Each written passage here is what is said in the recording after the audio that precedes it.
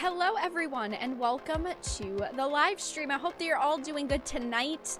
We have a couple of interesting topics to discuss, a couple of topics that I've been meaning to talk about, some that are new, some that just kind of released today, that are only, how do I say this, like only being talked about today.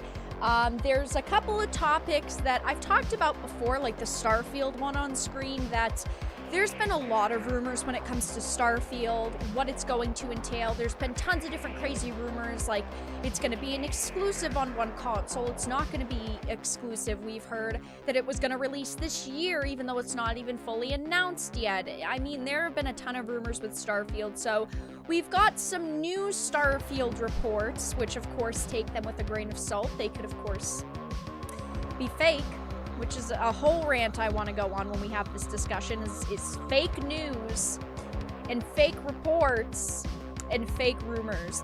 We're going to be talking about something that I was really disappointed to see. You all know that I've really been enjoying Nintendo lately. I love, first of all, my Nintendo Switch, but I think that Nintendo's definitely gone in a good direction over the past few years. They used to be a company that used to heavily censor a lot of their games. They used to force a lot of censorship into the industry, and they've really changed their tune over the past few years. But unfortunately, there is some really unfortunate news when it comes to the Skyward Sword HD remaster, because fast travel is going to be paywalled behind an amiibo figure that is already being scalped and is already being sold for upwards of $75 online. They are currently being ratioed on their social media, like the official Nintendo YouTube channel, where they announced that this was going to be the case. A lot of people are really upset with that. So we're going to be talking about that situation. I'm going to be talking about Hollywood. Now, I talk about Hollywood a lot. I talk about Disney a lot. We do have a Marvel topic to discuss as well tonight.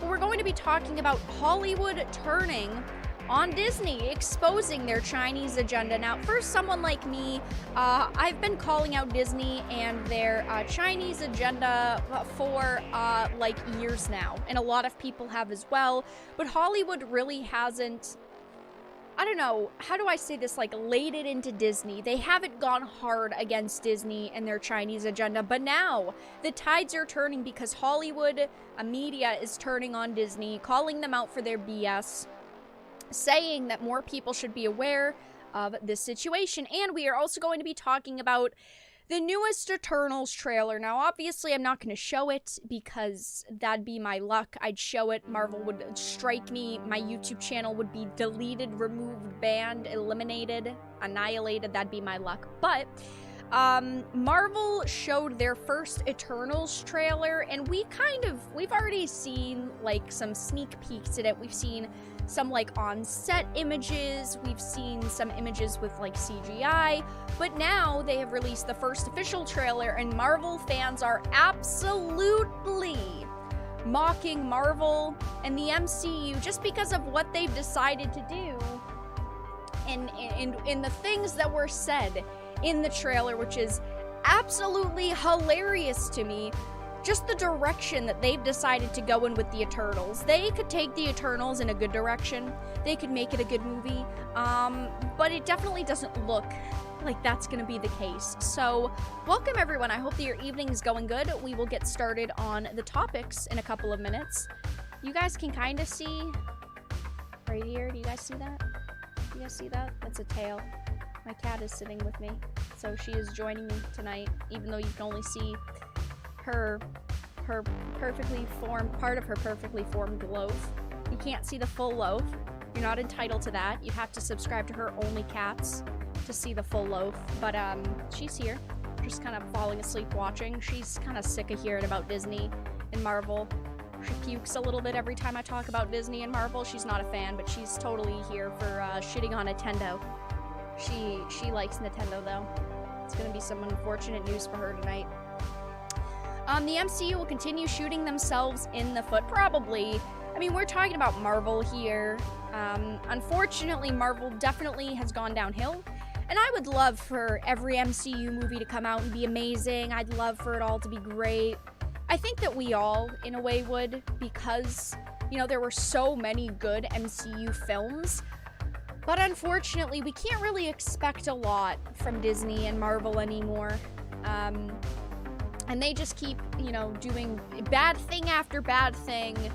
They keep trying, I feel like, to be different and to do unique things with their movies. But I don't know if they can really fix all of the bad press that they've given themselves. They've done a lot bad.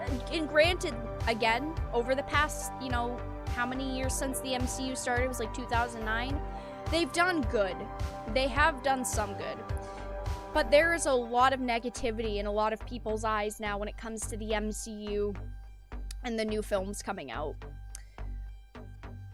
Eternals trailer was hella boring. There's no apparent conflict. Seems like an MCU version of This Is Us. Yeah, I wasn't digging the whole Justice League ripoff trailer vibe. I mean, you know, no colors. It's okay CGI. Like, there wasn't any, right? There wasn't any conflict. I'll definitely tell you all my thoughts on the trailer when we get to that discussion, but, I think that it's absolutely hilarious that Marvel fans are mocking the new trailer, because I'm in agreement that it was pretty boring, and it was pretty bland, and it was like, okay, so you're not giving us a good movie? I mean, do we expect them to give us a good movie? No, not necessarily, but will we like it? Yeah, I mean, I'll be honest, I would like to see a good MCU movie every, I don't know, 4 years, let's say. I think we're getting to that point. You know what? I guess Thor Ragnarok wasn't the worst. I don't know. I know a lot of people really liked Endgame and Infinity War. I personally wasn't a huge fan of them. Hello, cat. Hello. Hi. We'll see though.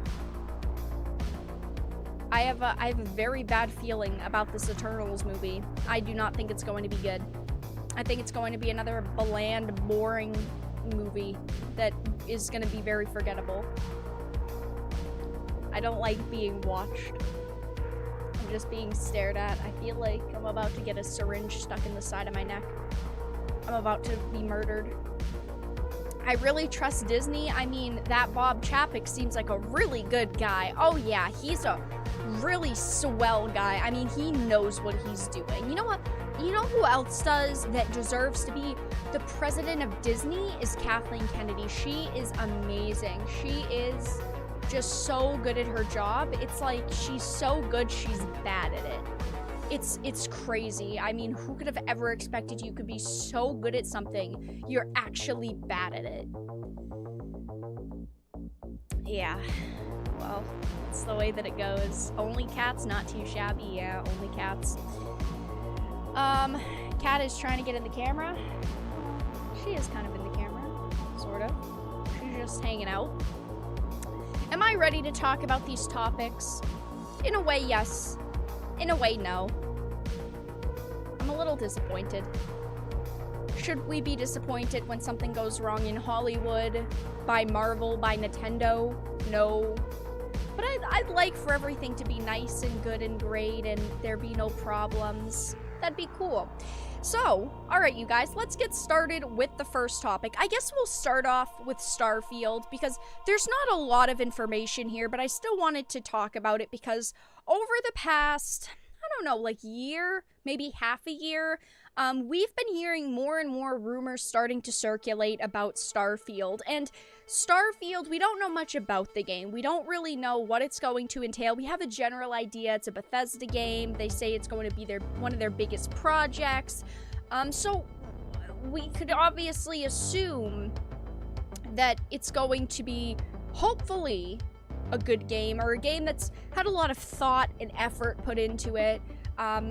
And when games obviously have more thought and effort put into them, it's not hard to deduce that it's going to turn out to be a better game than something that was slammed together in 5 seconds, which we've seen a lot of game companies do lately. Cough, cough, fucking Capcom. But I've talked about a lot of rumors when it comes to Starfield. A lot of people are very anxious to figure out what Starfield's going to be about, what the game's going to entail, what we're going to get out of this experience, and we're probably not going to see this game for a really long time, but there are more reports now coming out saying that Starfield is not coming to Xbox in 2021. A couple of weeks ago, I discussed the rumor that apparently Starfield was going to be announced at E3 this year, and it was going to be releasing at the end of the year in like November, December. Starfield was going to be releasing at E3 next month. Bam, they were going to hit us with the official announcement, the release date, the pre-order bundles. We were supposed to get all of that information at once, but now there are new reports coming out saying that Starfield is not coming to Xbox in 2021. Now, before we get into this, please take all of this with a grain of salt. You know, I like hearing rumors about things. I like to discuss rumors about games, movies, TV shows, whatever it may be. I like rumors, okay? But the problem is that I feel like a lot of you, and myself as well, are sick of blatantly fake rumors. Rumors that are completely unbelievable, yet they're always talked about. People believe them. We hear that Microsoft's gonna buy PlayStation and Nintendo and create, you know, a dominating force in the industry because they've bought everyone. No one really believes that. But there are people who run with it, who say, oh my gosh, this is gonna happen, and we obviously know it's not gonna happen. I am really sick of blatantly false rumors that are so out of this world, there's no way that they could be real. We've heard a rumor that Starfield was going to release in 2021 and it would be announced at E3, like I said, and now we're hearing about all of this, that apparently it's not going to be released in 2021, you know, maybe in 2022 it's going to come out, it's going to be an exclusive. It's just so tiring to hear a brand new rumor every day, especially ones that have no shred of fact to back them up, like no evidence at all. But it says multiple reports say Starfield not coming to Xbox in 2021. It says there has been a persistent, somewhat odd rumor that Bethesda's Starfield is secretly almost done, and though we've seen nothing but a title card for it, that Microsoft is about to spring a surprise reveal on the game this summer, with a release date in fall 2021. Now, pushing back against those rumors, multiple credible journalists have refuted that report, stemming, in this case, from a YouTuber, Luke Stevens, who claimed that Starfield has been pretty much done since last September and that it would arrive this year. You know what? If the game was almost done or pretty much done since last September, you would think that we would have gotten some kind of information about it, that we would have gotten a short teaser trailer, we would have gotten images, we would have gotten some kind of information on it.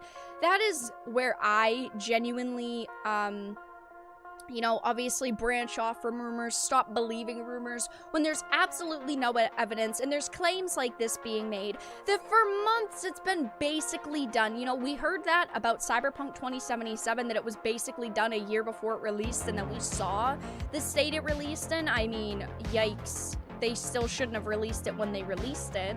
But it says this was immediately refuted by Bloomberg's Jason freaking Schreier, who explained that this is not happening, and why this is not happening because Bethesda didn't even start on Starfield in full until later than people think, due to Fallout 76. This is believable. I do not like Jason Schreier. I do not like how half the time when we hear rumors, they're coming from Jason Schreier, because no one wants to give anyone else in the industry a chance. They just go to the one idiot that they know, and it always happens to be Jason Schreier leaking things. But in this case, I do believe that Jason Schreier probably has information on it, because this isn't that hard to believe that they didn't start working on Starfield until, you know, after Fallout 76 was done, because it was so broken they had to put their teams onto Fallout 76. This is very believable that this could be the case. I mean, clearly they're not going to have like 5 major titles going at once being created. Yeah, maybe there's a little bit of overlap when one project's coming to a close and they want to start working on another. But if it was already pretty much done, you would think that we would have much more information on it by now. Still images, some kind of short trailer, something like that. But it says, rumors like this keep floating around, but Starfield is nowhere near done, according to several people familiar with development. It'll be at E3, but the planned release date I've heard is way later than most people expect. I personally didn't expect it to release this year. Hell, I don't even really expect it to release next year, maybe like Q4 or Q3 of 2022. I do not think that this game is going to come out anytime soon. I think it's at least going to be another year away. But it says what people might not realize is that the bulk of Bethesda game studios, including the MD office, was working on Fallout 76 until it launched. We actually do know this because this was confirmed that they said that they had almost all of their developers working on Fallout 76 because they were time crunched. They wanted to make sure that it was done, even though it released and it wasn't done at all whatsoever, and it was a terrible, awful, disastrous game.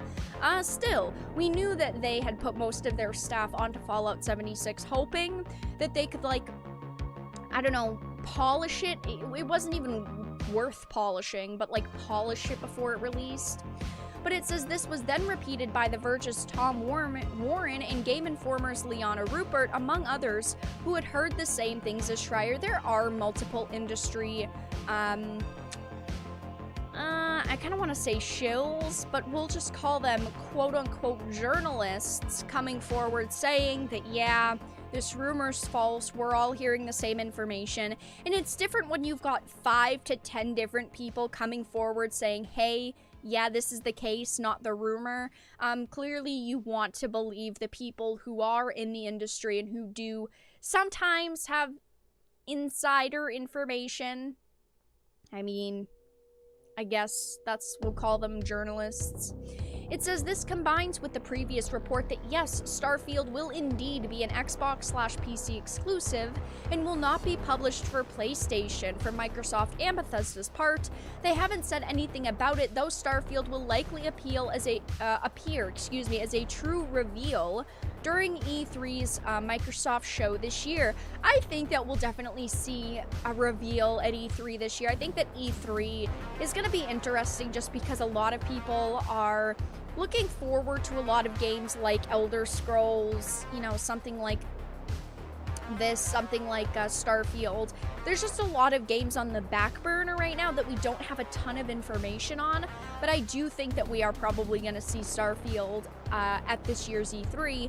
But this is going to be interesting when this is 100% confirmed. Again, it's not 100% confirmed, it's basically confirmed at this point, but Starfield being an Xbox/PC exclusive would definitely be a giant shot at Sony. We don't know if it's going to be like a timed exclusive, it's going to permanently be an exclusive. We have no idea right now, but all we know is that it most likely will not be published for PlayStation, and I did talk about this when we heard the rumors a couple of weeks ago that it would be an exclusive, but wow, this is a giant shot at PlayStation and Sony. When Microsoft bought Bethesda, we knew that the future was kind of up in the air when it came to Bethesda games going onto something like PlayStation, and you know, this is supposed to be a very large game. We don't, again, know much about it, but we do know that this is supposed to be a big title for Bethesda. It's supposed to kind of be, I don't want to say filler until the next Elder Scrolls game comes out, but at the same time keep people excited for their future projects. But it says Microsoft has already one huge flagship title planned to launch this fall, Halo Infinite, delayed from last fall, and stacking 2 major releases like that on top of each other would have been unusual. And if work didn't even really begin in earnest on Starfield until 2019, combined with 2020's pandemic production issues, it stands to reason that it may not be coming next year either. I personally don't think we're going to see Starfield until at least the end of next year, but this is all the information we have right now. Truly, genuinely, there's not a lot of new information, but I do think it's pretty interesting to hear that there are so many people kind of in the industry trying to I don't know if I want to say keep hype alive for these projects, but there are a lot of people in the industry who talk about these big, massive, giant, out of this world rumors conveniently when nobody's talking. you know, about projects like this. Like, who's been talking about Starfield? No one. Because we have absolutely no information about Starfield. We don't know what it's going to entail. We don't know when the game's going to come out. We know, like, nothing about it. And conveniently now, all of these giant rumors are coming out. So that leads me to believe that, yes, at E3, we are going to see something about Starfield. They're trying to, at this point, keep people interested in it. Basically say, oh, you know, maybe something will happen at E3. And then when it happens at E3, not everyone's like, huh, oh yeah, that game that none of us remembered. So that's all that I really had to discuss with this. Over the next few weeks, when we hear more Starfield rumors, I will definitely keep you all updated. I will be streaming some of E3, so we'll probably end up seeing some of it during that presentation, but I don't know, I guess we'll have to find out when the time comes. I'm personally sick of blatantly fake rumors that we know there's no truth behind whatsoever. And it's good that there are people kind of, I don't know, keeping hype alive in the gaming industry, but at the same time, when you hear the same rumors over and over that have no facts to back them up whatsoever, yeah, kind of ruins people's credibility and makes me not respect them. And I'm sure for a lot of you, it makes you not respect them either. So, with that being said, we will move into the next topic in just a minute. We're going to be talking about Nintendo.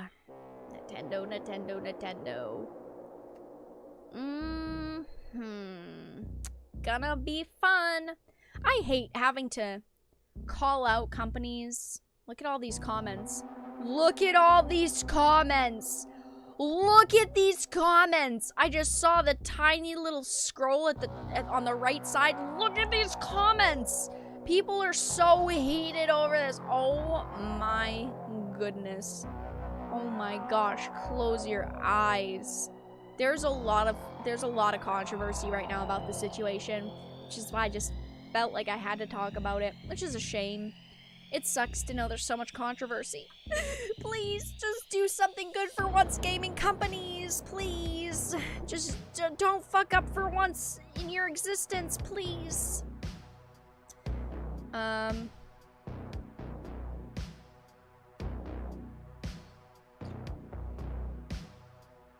Vera is actually going to talk about The Legend of Zelda. I'm going to be talking about the Skyward Sword controversy, yes. I've talked about Zelda in the past. I don't think I care for Starfield, not until they prove it's not just another Elder Scrolls / Fallout clone. Well, we know that it's not going to be. I mean, Elder Scrolls and Fallout don't have spaceships. And this does. So it automatically can't be copy pasta clone. Hard pass on Skyward Sword. Boy. Yeah, you know.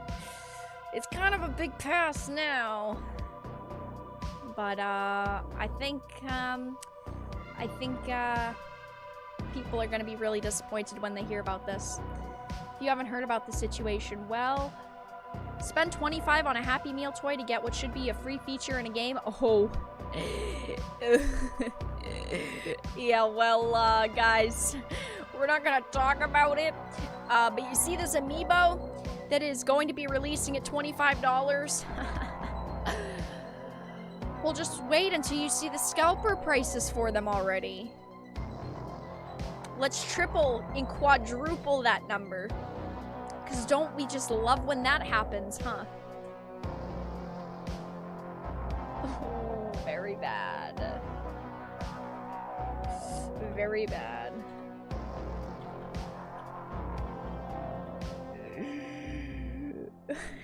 Our heart.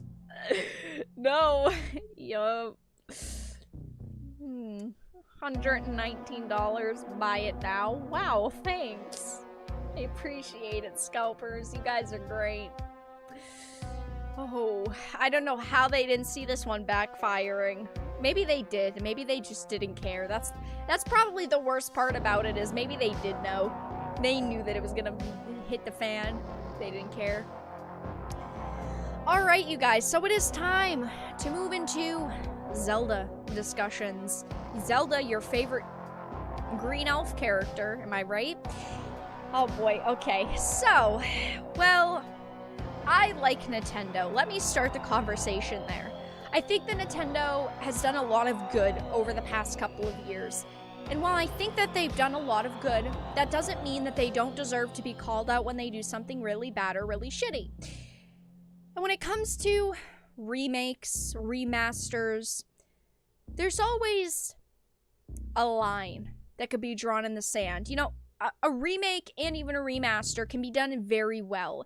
You can keep them extremely close to the original product. You can do remakes and remasters in a way that respect the original piece of work, but also add to it, make it new, make it innovative. And then on the other side of it, you can cheapen the shit out of it. You can ruin it. You can completely just turn a great game or product into a disastrous situation very quickly. When it comes to game companies, they're very hit or they're very miss. And now we have a little bit of a controversy going on when it comes to Nintendo, because Link's improved fast travel in the Skyward Sword HD remaster really does seem to be locked behind an amiibo. That is what Nintendo has decided to do. A quality of life feature in the new Skyward Sword HD that's going to be coming out is locked behind an amiibo, which of course means scalpers can get their hands on this and completely ruin the market. So it says yesterday, Nintendo announced a brand new Zelda and Loftwing amiibo for its upcoming release, Skyward Sword HD. This is a game that a lot of people were really excited to see. You know, it's coming out for the Switch. If you like Skyward Sword, if you like Zelda in general, you were probably interested in this. I mean, for me, I thought that it looked really cool. I mean, you know, how many Zelda games do you play? Over and over and over and over and over. But it's okay. It will make everyone, you know, stay calm until Breath of the Wild 2 comes out. But it says it allows Link to now fast travel from the land to the sky or vice versa in any location, and even make a quick exit out of buildings and dungeons at any moment.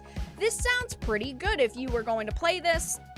This sounds like a feature you'd probably want to get your hands on. This sounds really, really good. But it says one major talking point seems to be the fact that this figure is essentially locking off what could have potentially been a simple and free, very important to point out here, quality of life update to the existing but limited fast travel system within the game. So will players really have to fork out for Link's improved teleportation ability? Yes.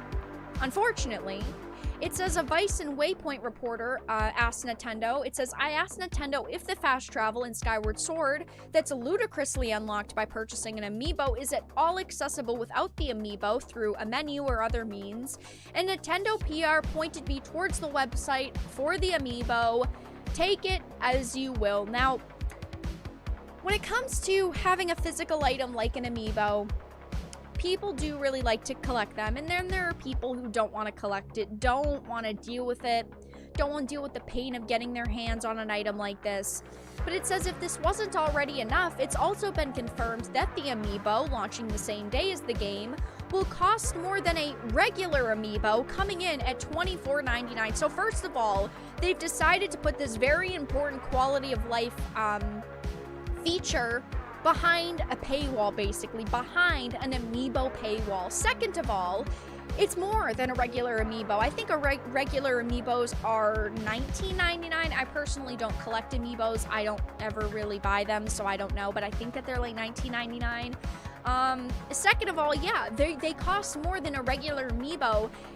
And the third biggest point is that these things are already being listed online. This hasn't even come out yet. As you can see on the date on the screen, 7/16/2021, there are already people on sites like Amazon and also on eBay reselling them, basically saying when they come out, I'm going to resell it for $50. There are listings for $75. This hasn't even come out yet, and it is already being scalped and resold at triple the price online.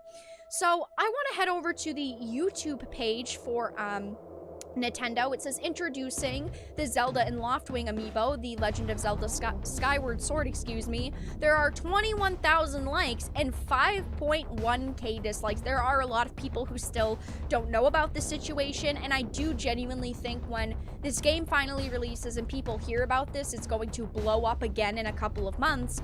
But people are genuinely upset about this, and completely understandably so. So if we scroll down, I want to read to you all some of the comments.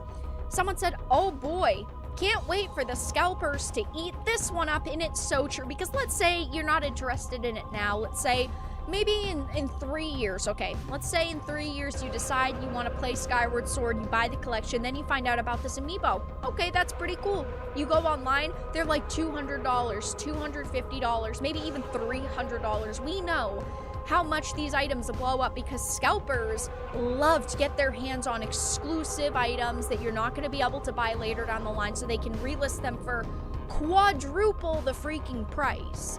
Someone said, I just love when they lock quality of life changes behind a physical purchase. This for me is the worst problem, because even if, let's say, they added for $20, you know, the fast travel unlock in the East shop, okay? People would genuinely be upset still, and I would still be upset over it, 100%. I'd still be upset over it. But it's so different when it's a digital purchase that you can buy whenever you want. In 5 years, you could still buy it for the $24.99, and there being a physical purchase that people can scalp that will go out of print that you are going to have to buy for hundreds of dollars down the line. It says, thank you, Nintendo, for putting a quality of life feature behind a paywall. Nintendo has done so good over the past few years. They have done so many great things. They have made so many genuinely amazing statements. They've tried to do so good, yet it's like they take 10 steps forward, and then with something like this, they take 15 steps backwards. I don't know why they think that this is a good idea. Maybe they didn't think that this was a good idea. They just kind of wanted to make as much money as possible. But when it comes to scalpers, you know that scalpers are gonna eat this shit up completely. With all these amiibo scalpers and PS5 scalpers, just wait for the Switch Pro scalpers. I mean, there's scalpers for everything. I mean, there's, you know, graphics card scalpers right now, CPU scalpers, there's scalpers for everything. PlayStations, Xboxes, amiibo, I mean everything there's scalpers for right now. But it is unfortunate because, yeah, you know, in 2 months, how many are they going to be releasing? We don't know. How many are they going to produce? Who has any clue? I don't have a clue. Do you have a clue? No, probably not. It says, gamers, Skyward Sword suffers from too much backtracking. Nintendo, buy our amiibo. Someone said, this should be an unlockable feature in the game itself to streamline backtracking and pick back up where you left off conveniently when playing on the go. Should not be an amiibo exclusive feature, Nintendo. I agree with this. I think that this should be unlockable in game. And if they wanted to do something where they could make money off of it as well, I say this, there is a way to do it. You can make it so that players can earn the feature in-game just by playing the game. And I'm not saying, you know, make it 50 hours worth of grinding to get the feature. Maybe if you have to do a couple different puzzles, you get the item. Or you could make it easy for people and put it for $5 in the eShop. That to me is more acceptable because you're giving players a way to reasonably earn it, but you're also making it for the people who don't have time to be able to just buy it for a small fee, so they could still make money, but they could also make it so that players can still earn it. Instead, they're putting it behind a physical item, like an amiibo that's going to be scalped. It's going to go for hundreds of dollars because this is such an important quality of life feature. It's so disappointing to see stuff like this happen time and time again. These companies not learn what they're doing wrong. I mean, it's just, you give companies chances, and I'm all for giving companies multiple chances, but then companies turn around and do shit like this, and it's like, why do I want to give them multiple chances? I like Nintendo, I like my Switch, I think that they've done great lately, but it's things like this that make you regret supporting the company and supporting what they've been doing. Someone said, imagine locking a quality of life feature behind a scalper. It's so depressing, but it's so incredibly true. Someone said, someone's gonna find a way to break a speed run using this, I'm sure. Oh yeah, probably. I mean, if someone wants to do that, you go for it. If that's the game experience you want to have, go for it. But I do not think that Nintendo should be paywalling this behind a $25 amiibo, a physical item that you know resellers are going to scalp and resell for hundreds and hundreds of dollars. It's really disappointing to hear this. If you were someone who was going to buy the Skyward Sword HD remaster, maybe think twice about it now. And I mean, if you still want to buy it, hey, good for you, go for it. Like, I'm not going to tell you to buy it or to not buy it, but definitely take this into consideration if you're planning on buying it. But that's all that I really had to discuss with that. We will move on to the next topic in just a minute. But before we do, were any of you planning to buy Skyward Sword HD? Or were you going to pass on it? Not really interested in it? I'm curious.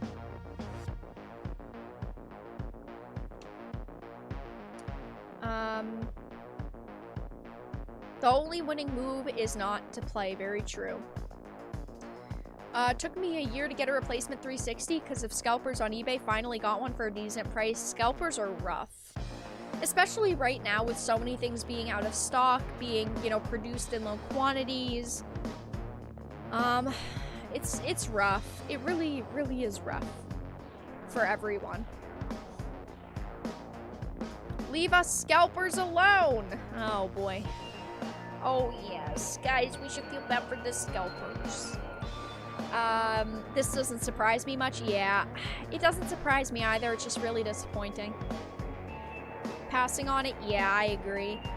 It was something that I was like, oh, maybe at some point I'd buy it. You know, I didn't think that I was gonna buy it at launch or anything, but I told myself maybe down the line I'd buy it. But I mean, I could just go and play the original version of the game, I guess, instead of supporting this. And it's, again, it's not like it's required for you to play the game to have this amiibo, but still, it is a very important quality of life feature that a lot of people would really appreciate having. Yeah, a lot of people saying passing. There are going to be a lot of people who buy this collection, a lot of people who buy this game, who buy the amiibo. There's going to be a lot of people who support it. We already know that. I mean, we're talking about Nintendo Zelda. We're talking about a time where people are still sitting inside doing absolutely nothing.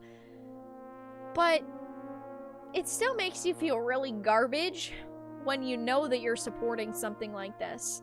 And I would love to be able to just support any company, any game, support whatever the hell I wanted. But then stuff like this happens, and it makes you think twice about your life and your choices and what you're supporting. Gonna save money for when Breath of the Wild 2 comes out. Who even knows when that's gonna come out? I think it's gonna be years before Breath of the Wild 2 comes out.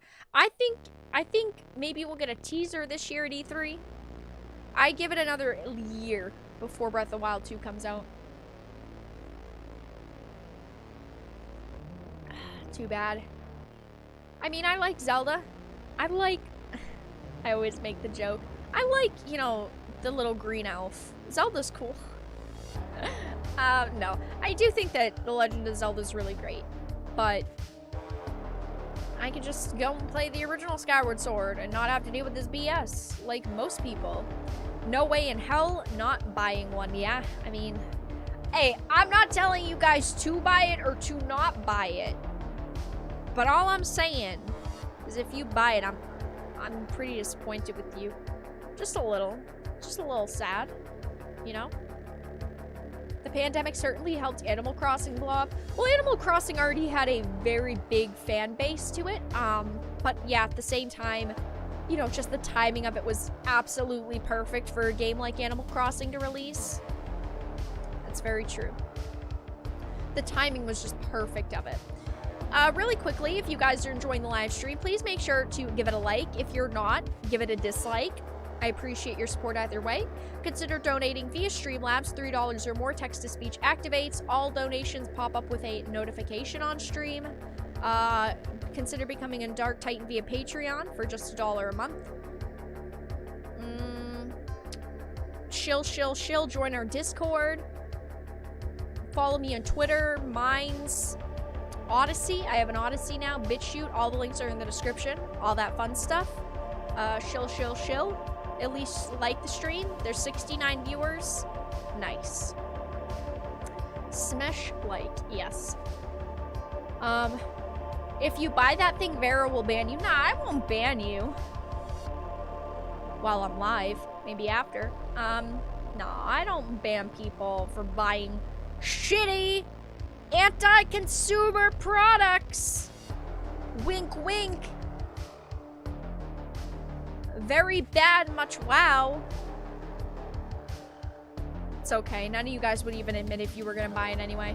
You guys would be like, lol. Just don't tell her. She won't know anything. Nothing's going on. Nothing. According to rumors, Nintendo may reveal a new trailer during E3 for a late 2021 release, so it's always possible it'll come out. Well, anything's possible. They could release it tomorrow, because we know it's in development. They could release it next week. But the point is that we're talking about a time during a pandemic where their staff has been, you know, cut, and we do know that they haven't been able to be in office for a while. So we'll see. I mean, maybe it'll come out this year. Maybe it'll come out next year. Maybe it'll come out in 2 years. Maybe they'll cancel it and Nintendo will shut down tomorrow. That's a plausible belief. I mean, they might have lost a couple $100,000 on a game they released 5 years ago. There you go. I just started a rumor, guys. Nintendo's shutting down. I have inside information. Looking at the statistical anomalies based on numbers from 2011 to 2013, even though it showed on charts that they were up, if you subtract, you know, the number of life and then divide that equation in half, well, you'll have your answer. I mean, rumors, baby. You ban them for liking bad movies and shows? No, I don't ban my viewers for that. No. No. Just a timeout, maybe? Well, maybe. Maybe. We'll see what happens. I mean, I believe that this year we'll probably see some kind of teaser trailer for Breath of the Wild 2. Probably. I mean, I might have some insider information. Wink, wink. New trailer coming in hot. E3. I don't actually have any insider information. Breath of the Wild 2 will have a $50 DLC amiibo, calling it now. Maybe, you know what I'm gonna call for Breath of the Wild 2 before we move on to the next topic? I'm calling for Breath of the Wild 2 that they're gonna do a collector's edition that either A, doesn't even come with a copy of the game, like what happened with the Mass Effect Legendary Collection, or it's going to be like a $400 collector's edition with like a $50 amiibo. Yep. I'm leaning more towards this whole company's making special, super expensive collector's editions without copies of the game. The numbers don't lie and they spell disaster for you, Nintendo. You see, Rover gets it. Rover knows the insider information. Elon will buy Nintendo and move it to Mars. You know, Christopher, I'm not confirming your suspicion at all. But I've heard Bill Gates is really lonely lately and needs a new hobby. Oh boy. You know, I've heard that maybe, you know, Bill Gates is gonna be buying a little something called, starting with an N and ending with an O. You know, they create games. Not confirmed here first. Alright, guys. Let's move into the next topic of the evening. We're gonna be briefly reading this article. It is a very long article, but I wanted to still talk about it because you guys know that I've discussed a lot of Disney-related topics. I've talked a lot about Hollywood and how Hollywood always turns a blind eye to giant companies and giant, let's call them forces in the industry, because I'd call Disney a force to be reckoned with at this point. And while a lot of people like you, like me, have called Hollywood out and called Disney out on their BS, Hollywood has never really called out Disney for their Chinese agenda, and I've talked about it a lot between multiple videos, live streams. I always seem to be discussing something with China and Disney, but now Hollywood media is turning on Disney, exposing their Chinese agenda. Oh, how the times have changed. You know, Disney always gets off the hook very easily. And now it seems like, well, they're not going to. It seems like they're in for a little bit of shit because they're being called out now, which honestly good. You know, Disney's such a massive company. They don't deserve any leadway anymore. They don't deserve any more chances. They deserve to be called out on their BS. So it says the Hollywood Reporter might be sensing a shift in the tide as they readily expose Disney's China agenda in a very lengthy article discussing the relationship between Hollywood and China. Again, I'm not going to read this whole entire thing because even the summary of it is extremely long. But it says, oh my goodness, I've already lost the spot. It says, the article, written by two different people at the Hollywood Reporter, opens up with outing Disney's China agenda by publishing part of an email sent to members of the press instructing them to describe Nomadland director Chloe Zhao, who is the director of Eternals, as Chinese or a Chinese national. She, as this article will say, is someone who has a lot of controversy behind her. She is maybe a reason why the Eternals won't make it into theaters in China. But it says, according to THR, a Disney executive emailed, please note in your ongoing coverage of Nomadland that Chloe Zhao is a Chinese filmmaker. The executive added, you may accurately refer to her as Chinese or a Chinese national. It says, and this apparently wasn't the first time that they've done this because the writers claim for months the studio has been making clandestine efforts to avoid agitating the Chinese Communist Party when it came to Zhao. As this will say, she has a lot of controversy behind her, a lot of reasons why they're probably tiptoeing around a discussion about her, making sure everything's said in a very specific way. But it says, oh no, I scrolled down a little bit. It says, in fact, they report that sources tell them that a Disney publicist through Searchlight persuaded the small, New York-based filmmaker magazine to remove a quote from a 2013 Zhao profile in which she explained the inspiration of her first feature film, Songs My Brother Taught Me. Now, if we scroll down a little bit, it says, she added, you felt like you were never going to be able to get it out. It goes back to when I was a teenager in China, being in a place where there are lies everywhere. A lot of info I received when I was younger was not true, and I became very rebellious towards my family and my background. I went to England suddenly and relearned my history studying. Political science in a liberal arts college was a way for me to figure out what was real, arm yourself with information, and then challenge that too. And oh boy, did this piss off a lot of people. This wasn't just like a quote that everyone forgot about. Over the past couple of months, this statement has completely blown up. Her saying, you know, China being in a place where there are lies everywhere. This is the number one reason why I genuinely believe that Eternals is going to be banned in China. I know a lot of people think that this is pretty tinfoil hat right now. I do not. Maybe it will happen, maybe it won't. I could be completely wrong, but I genuinely believe that the CCP is going to be so livid with this information, because they have said they're livid with her quote, that I think that they will ban it. And I think that they will basically tell Disney, you need to get your shit in order. You need to watch the things that you're hiring people that have said. I didn't say that right. You need to be careful of the people you're hiring because of the things that they've said. That's more closer to proper English. Wow.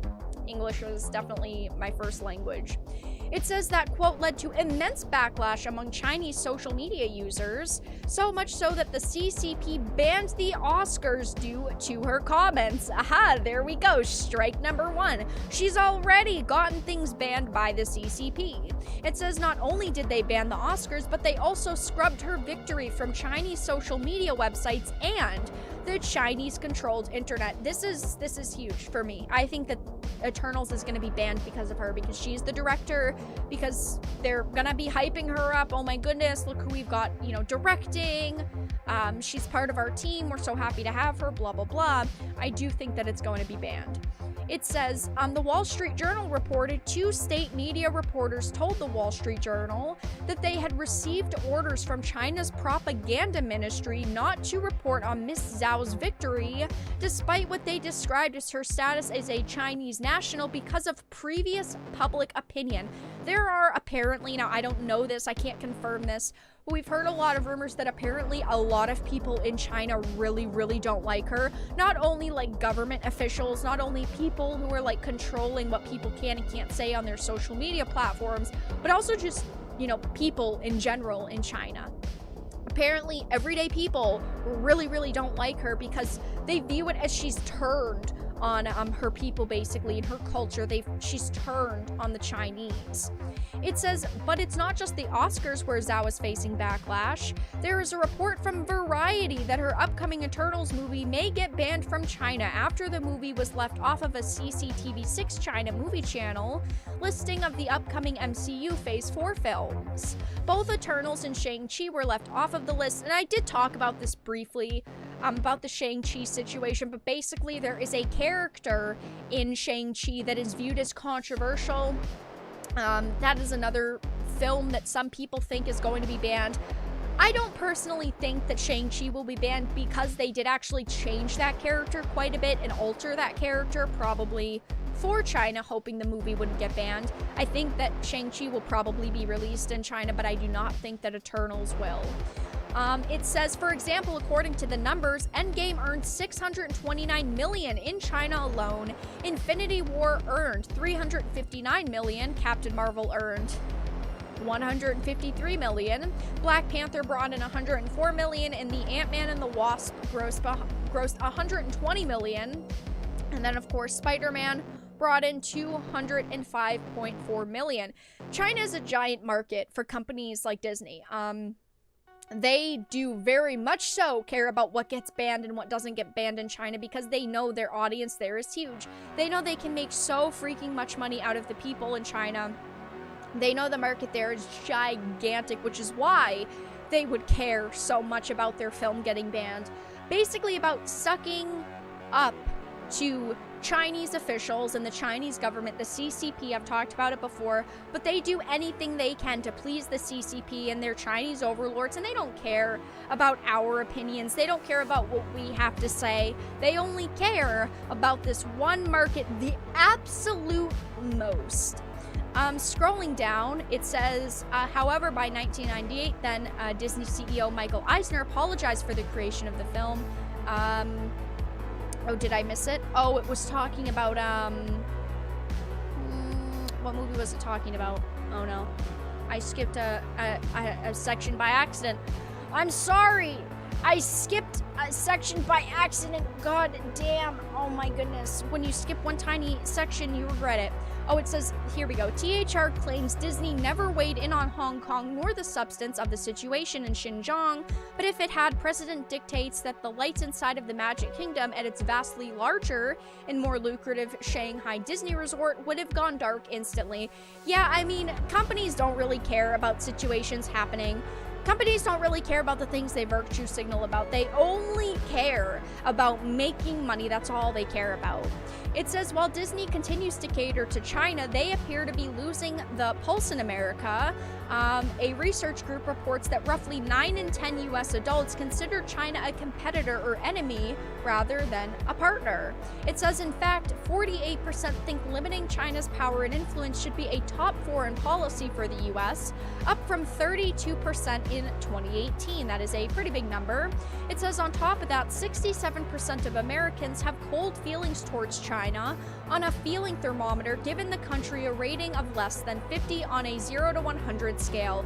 Yeah, I mean, it's pretty It's pretty shocking, honestly, to see Hollywood media turning on Disney, exposing their Chinese agenda, just because for so long they've stayed silent, for so long they didn't give a singular fuck, for so long they just kind of turned a blind eye towards Disney, let them do whatever they wanted, and now we're kind of seeing that change. I do genuinely think that more and more people are starting to see what's going on with Disney, the BS that they're pulling. You know, they're virtue signaling in one market, in another market they're saying completely different things. They're just trying to please everyone when clearly they can't please everyone at once. And I don't fault them necessarily for trying, because they are a company, but what I do fault them for is not actually listening to the people who should matter, and the people who genuinely do pay for their movies, pay for their product, and care about their films. But that's all that I really had to discuss with that topic. We'll move on to the final topic in just a few minutes, but let me check chat. Thank you, Oron, for the $26 donation. Thank you. Yeah, Mulan. I mean, Mulan was a controversial film. Mulan was also kind of a controversial film, yeah, when it originally came out. Not so much. Things have definitely changed, but yeah. I give the CCP a negative 1 million on a scale of 0 to 100. Fair enough. Hollywood trying to distract attention on their own BS by pointing fingers at Disney, who was already well hated. True, I mean, that could be it. That definitely could be it. It wouldn't surprise me, and I don't think it would really surprise any of you guys, but yeah. I mean, Hollywood is bullshit anyway. Hollywood is irredeemable at this point, unsavable. Hollywood. It's too bad. It really is. Personally, I hope Disney loses. In my opinion, it's more likely we get something decent that way. That's true, because if Disney really starts to see, or Hollywood in general starts to see massive losses, they're gonna change. Hopefully. I mean, maybe. Cross your fingers, hope to die. Hopefully they'd lose so much that they'd start caring about what people genuinely want and what people genuinely care about. It could also be the fact that they just do not give a singular fuck about what people want, but when they start losing money, that's when they start caring. Hollywood got a long history of simping for communists. Big true. Let me read chat. Hollywood will only turn on the CCP after an earthquake purges its current population? I don't know about that. That's a lot of money in China that would be left off the table. They make bank off flashy big blockbusters there. Just made billions from Fast 9. That's true. I mean, they do make a shit ton of money because of Hollywood. And Hollywood makes a shit ton of money because of them. It's a mutually beneficial partnership. They have banned plenty of movies there, though, and also games. I mean, China bans a lot of stuff, and I talk about it all the time, but they are not afraid to ban a movie. So I wouldn't say, oh, because they can make money off of something like The Eternals means that they won't ban it. I 100% disagree. I think that even though they can make money off of it, they do not give a singular fuck, because they are willing to ban whatever the hell they want. I mean, they are ban happy. I just can't feel too bad for Disney. I agree. I can't really feel bad for Disney anymore. I would love for them to change everything and take a 180 and create good movies and good content and entertainment, but I mean, I'm not going to feel bad for them when they fail.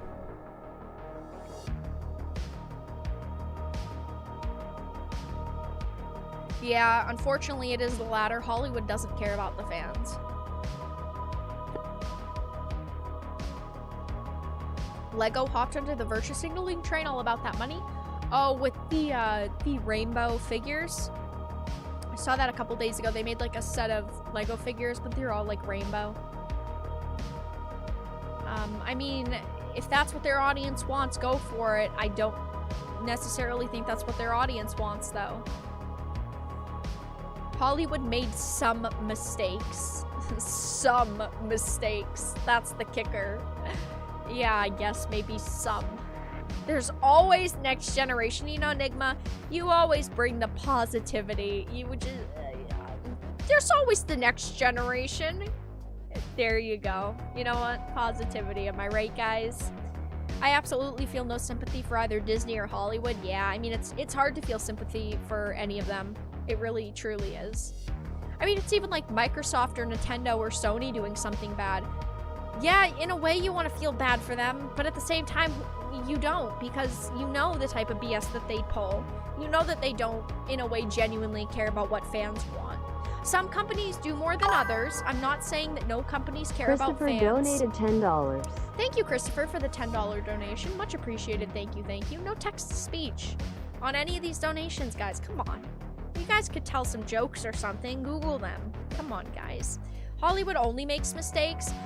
I mean, I'd say over the past, like, 10 years, yeah. I think that Hollywood used to be a lot different.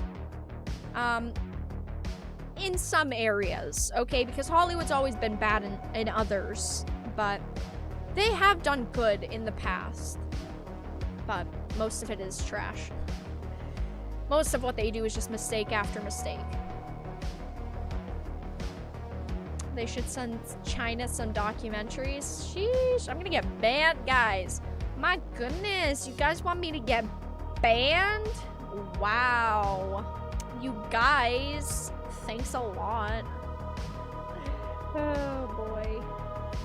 YouTube hates me, it's okay. Hollywood at least used to fake it, that's true. That's true. Doing business with a country that keeps their people in camps doesn't make you very sympathetic in my book. Very true. A lot of people would agree with you. I think most people here would agree with you. Hollywood believes in the stuff the CCP does. Yeah, it's rough, guys. It's rough.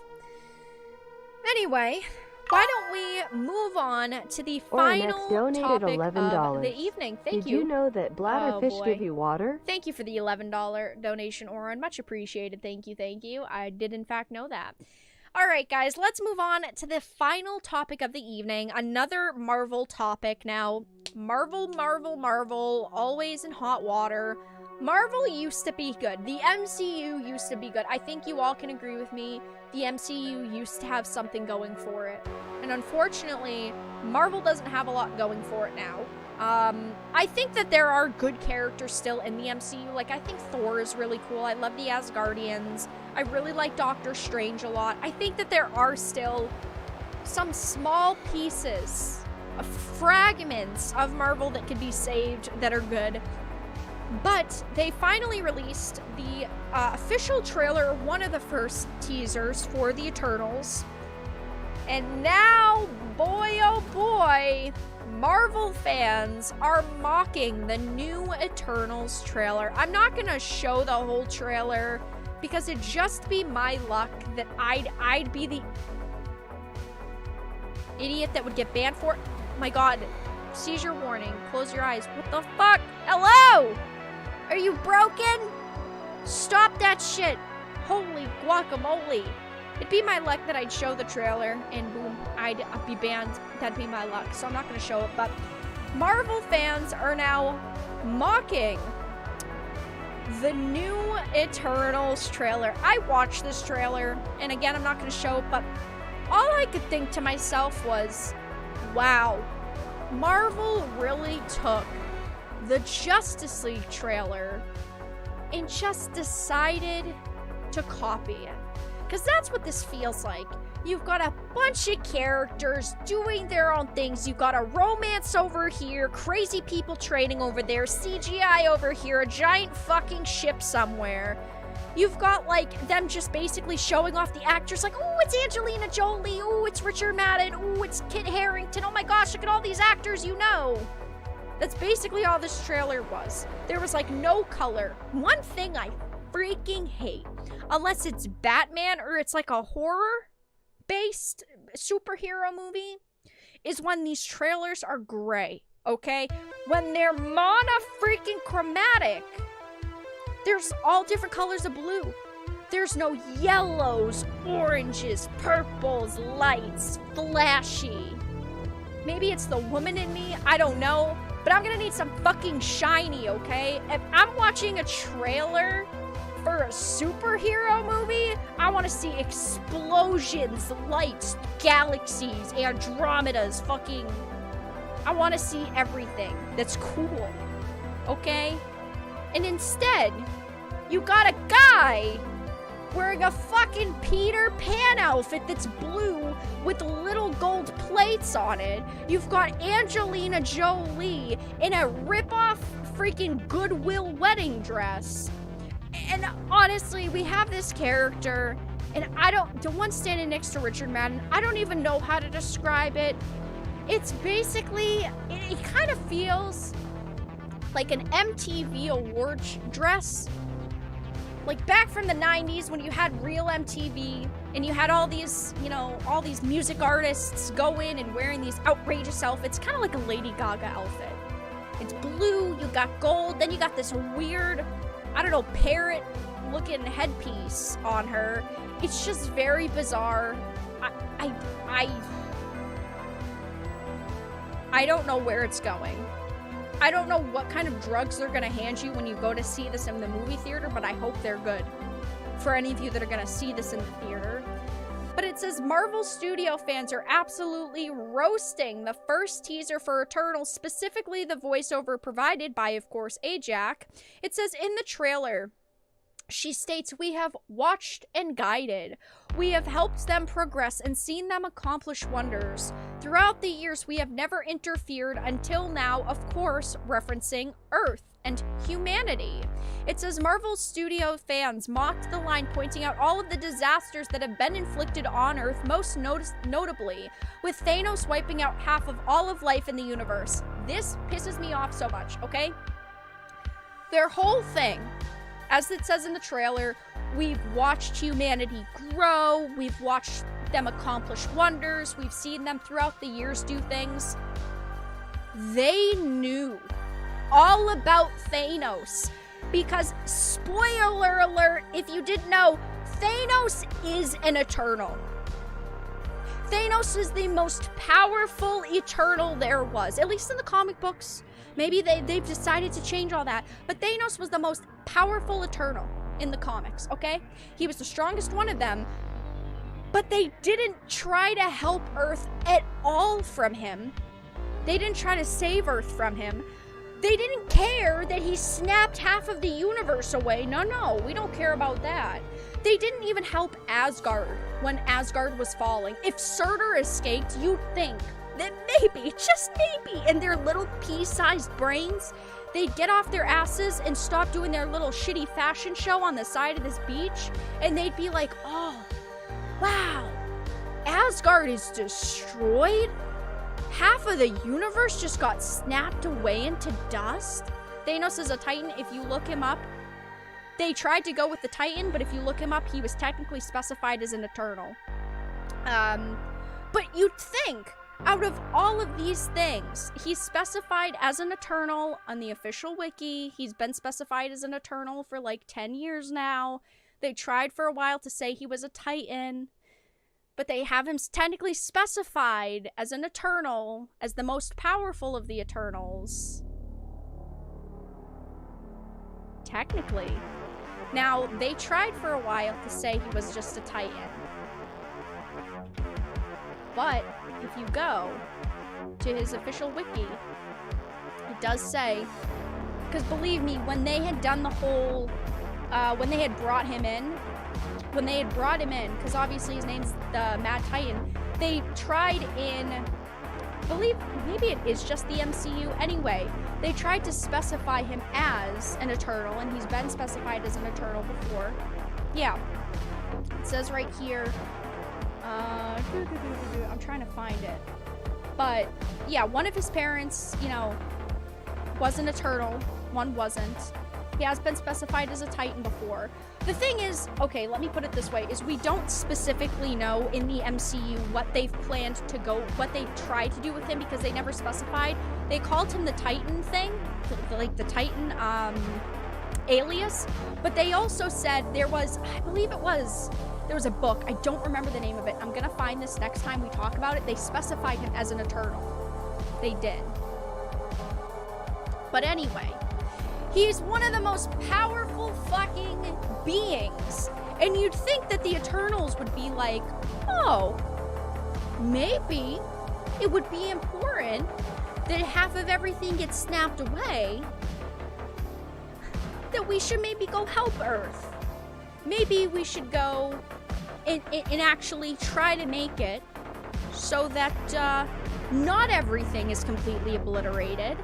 You'd think that, you know, when Asgard fell, you'd think that the Eternals would find that important. Like, oh my gosh, Surtur escaped, Hela's raising, you know, shit. Maybe we should help. No. They don't actually care.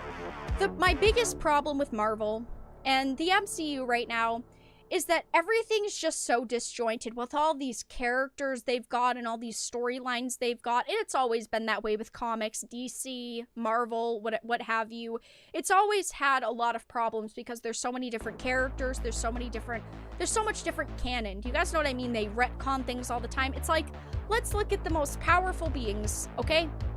You've got things like, one time we heard that, oh, Thanos is the most powerful being of all. Then we heard, oh, Captain Marvel's the most powerful being of all. Then we heard Phoenix is the most powerful being of all. Are they trying to set up for the Eternals to be the most powerful beings of all? The problem is everything is so just disjointed. But everyone is completely roasting Marvel right now, which I think is absolutely hilarious because it's so true. Like, we as fans can call out Marvel more than even Marvel realizes. Marvel doesn't even know what they're going for. It's like they think we're all gonna forget about everything that they've done. It says half of all life gets wiped out by Thanos, excuse me, the Eternals. We missed the part where that's our problem. Someone said, why were they up there all this time? Someone said, Eternals, we are century-old heroes who love humanity. Hitler, hi, Eternals, carry on, sir, we have no quarrel with you. Again, I understand that year after year they want to write in new characters and they always want to write the biggest baddie, they want to write the most powerful character. I get that. But unless they have some sort of perfect good explanation as to why the Eternals didn't help when Thanos was destroying everything, when Surtur wanted to escape, when Hela was fucking things up, unless they have a perfect airtight explanation, it's not gonna work and people are gonna see through their BS. For me at least, I don't think that they're gonna come up with that good explanation. I do not think that they are going to come up with a perfect explanation as to why the Eternals weren't there because they love humanity so much. It's like they're just a joke of themselves at this point. Marvel is just memeing on everything that they have going for them. It's like, oh, we had this big bad guy who was supposed to be the most powerful 2 years ago, but now we have these people who are supposed to be even more powerful. It says, throughout the years, we have never interfered until now. I swear to God, if the X-Men repeats a similar line, I'm gonna lose it. I'm so sick of this. Oh, we're the protectors of humanity. We love humanity. We care about humanity. I mean, clearly, you had to be written in because they needed some new characters to make money off of. Or else we would have seen these characters years ago. It says Eternals when they first arrive on Earth. Isn't it beautiful? Eternals after thousands of years of getting to know humanity. Not our fucking problem. It says Thanos destroying the Avengers facilities. The Eternals. Should we watch another episode of Friends on Netflix or what? Even in the trailer for this stupid movie, they were memeing on the Avengers. One of the characters was like, oh, now that Iron Man and Captain America are dead, who's gonna lead the Avengers? And then Richard Madden's character says, well, I could lead the Avengers. You guys didn't help the Avengers. Literally, the Asgardians, gods have been on Earth for forever now, okay? The gods care more about humanity than you do. And yeah, we could have the argument that Odin stopped caring about humanity a long time ago. Yeah, I mean, Loki kind of cared. Thor cares, of course. But still, we could have that argument. But gods and normal people have helped Earth and humanity more than the so-called Eternals that care so much about humanity. I mean, they even meme on the fact that all these characters who led the Avengers are dead. You would think, I don't know, that we've got Wanda floating around, going to hell, fucking shit up, bringing Mephisto out here, Doctor Strange messing stuff up. You'd think maybe they'd care. No, they only care now because it's convenient for them. Hello? Can I help you? What are you? Hello? Can I? You cannot step on the keyboard right now. Guys, I think I've been cat rated. Hi. What was that for? Can I help you? She likes Batman more. It's just, it's absolutely ridiculous that we know, basically for a fact, that the writing for this is going to be trash. We know that they're not going to fully explain why the Eternals are only showing up now, why they didn't care about anything before. I mean, it says Thanos snaps, Eternals begins warm-up, Doctor Strange, no, Eternals, okay. I mean, you would think that if these characters were really a direction they wanted to go in, they would have went in this direction a long time ago, and they just haven't yet, but I guess we'll have to see. I think the Eternals trailer looks like absolute garbage. It's not colorful at all. There's no excitement in it. It's not setting up for a story. It's just like, look at all these 20 million characters we're adding to the MCU to basically erase all of the other characters you loved. But that's all that I really had to discuss. We talked about the new Eternals trailer. We talked about Hollywood exposing and turning on Disney. We talked about the new Zelda and Loftwing amiibo figure that is already being scalped online, and the Starfield reports. If you guys enjoyed the live stream, give it a like. If you didn't, give it a dislike. I appreciate your support either way. I'm going to be hanging out for a couple more minutes, so if you guys have any questions to ask in chat, please feel free to leave them now. I'd be happy to answer any questions, read any comments that you guys have. And yes, it's a kitty stream now.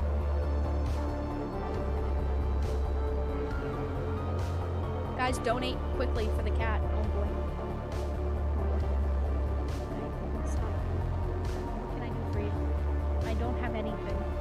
She says, do you have a treat? I do not, in fact, have a treat.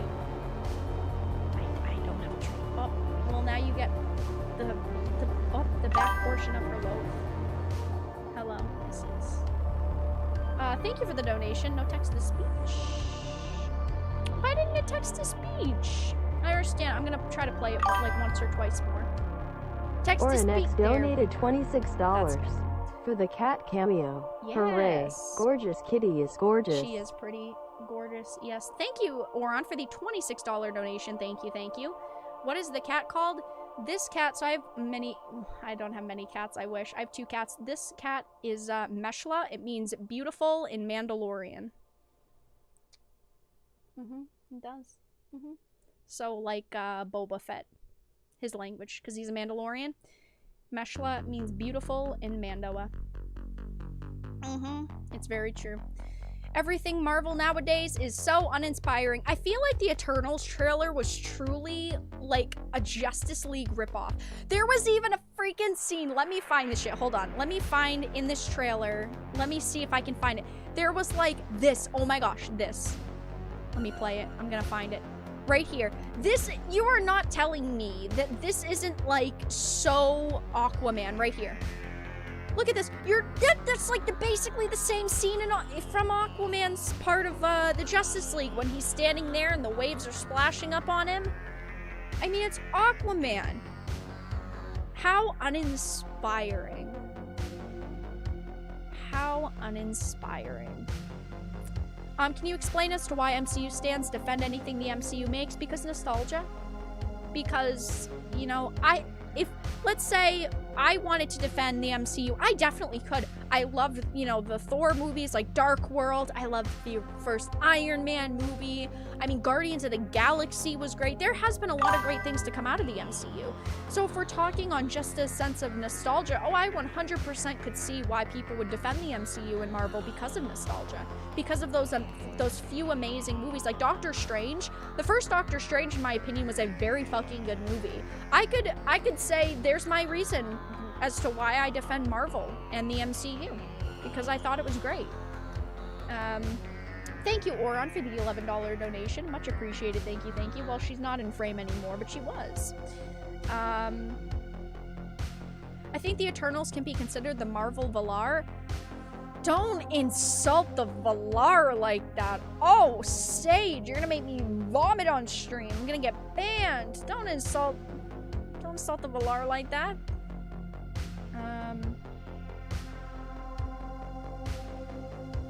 Cheers, Titan. I'm digging through channels for something I'm doing. Keep it up. Well, thank you for stopping by. Much appreciated.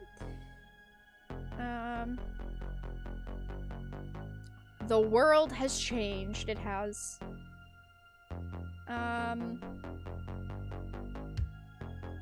Yeah, the Aquaman film, in my opinion, was decent. I didn't think that it was terrible. I thought that it was like a 6 out of 10. Which, now that I'm thinking about it, really isn't that great. It was okay. Amber Heard,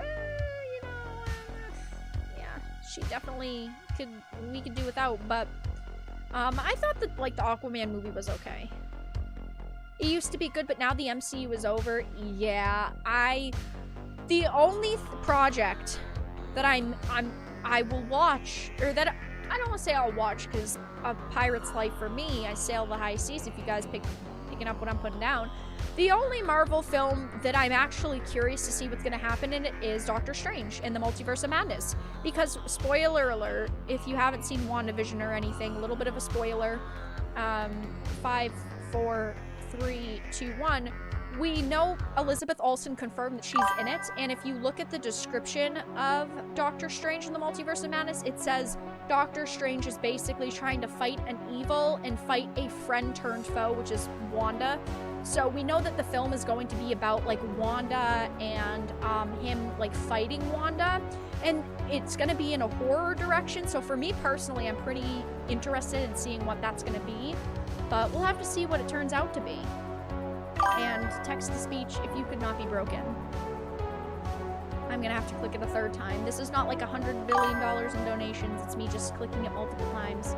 You're definitely getting your $10 worth text-to-speech. I just clicked it 4 times. Oh boy, I'm just gonna read it. Thank you, TARDIS, for the $10 donation. Much appreciated. Thank you, thank you. This is to be used for cat food and or toys only. So, literally a box. I could order myself something and just have it shipped in a box, and there's the cat toy. It's the best toy possible. Thank you, TARDIS, for the $10 donation. Much appreciated. Hey, kitty. I'll buy you a new toy. I buy them toys and they don't care. They're just like, lol, a box in the corner that we've had for 4 years. Yes, that is the perfect toy. Thank you, thank you. The amiibo is just fast travel for Skyward Sword, but I'm more interested in what it will eventually be utilized for Breath of the Wild 2. Why not another game to be compatible before Breath of the Wild 2? Very true. We'll have to see what happens. Great time for sailing! Wink. Very true. Yeah, I'm going to be doing tomorrow evening, if you guys are watching live, thank you for stopping by. Tomorrow night at 8 p.m. Eastern, I will be doing one more stream of the first Subnautica game. And then at the end of the week, I'm going to be starting the Subnautica sequel called Below Zero. It just came out like last week or the week before. So tomorrow I'll be finishing, well, I probably won't be finishing the game, but I'm going to do my last live stream of the first Subnautica. And then at the end of the week, I'll be doing some Subnautica 2.